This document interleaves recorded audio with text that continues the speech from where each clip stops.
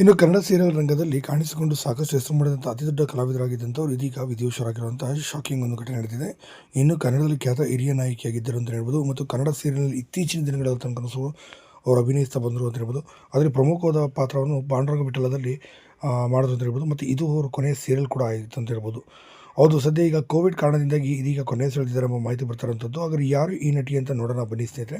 ಇನ್ನು ಪಾಂಡುರಂಗ ವಿಠಲ ಇರ್ಬೋದು, ಮುಕ್ತ ಸೀರಿಯಲ್ ಅಥವಾ ಮುಕ್ತ ಮತ್ತು ಪುನೀತ್ ರಾಜ್ಕುಮಾರ್ ಅವರು ಬೆಟ್ಟದ ಹೂ ಸಿನಿಮಾಗಳಲ್ಲಿ ಮತ್ತು ಶ್ರೀರಾಮಚಂದ್ರ ಸಿನಿಮಾದಲ್ಲಿ ಕಾಣಿಸ್ಕೊಂಡಿದ್ದಂಥ ಜಯಮ್ಮ ಅವರು ಇದೀಗ ಕೊನೆ ಸೆಳೆದಿರುವಂಥ ಖ್ಯಾತ ನಟಿ ಅಂತಲೇ ಹೇಳ್ಬೋದು. ಅದು ಜಯಶ್ರೀ ಅವರು ಸಾಕಷ್ಟು ಹೆಸರು ಕೂಡ ಮಾಡಿದಂಥವ್ರು ಚಿತ್ರರಂಗದಲ್ಲಿ ತಮ್ಮದೇ ಆದಂಥ ರೀತಿಯಲ್ಲಿ ಇದು ಮಾಡಿದ್ರು. ಇನ್ನು ಪಾಂಡುರಂಗ ವಿಠಲದಲ್ಲಿ ಸುಮಾರು 5,000ಕ್ಕೂ ಅಧಿಕ ಎಪಿಸೋಡ್ ಪ್ರಸಾರದಲ್ಲಿ 4,000ಕ್ಕೂ ಅಧಿಕ ಎಪಿಸೋಡ್ಗಳಲ್ಲಿ ಜಯಮ್ಮ ಅವರು ಹೆಸರು ಮಾಡಿದ್ರು. ಇವರಿಗೆ ಕುಳ್ಳಿ ಜಯ ಅಂತಲೂ ಕೂಡ ಕರೆಯಲಾಗ್ತಿತ್ತು.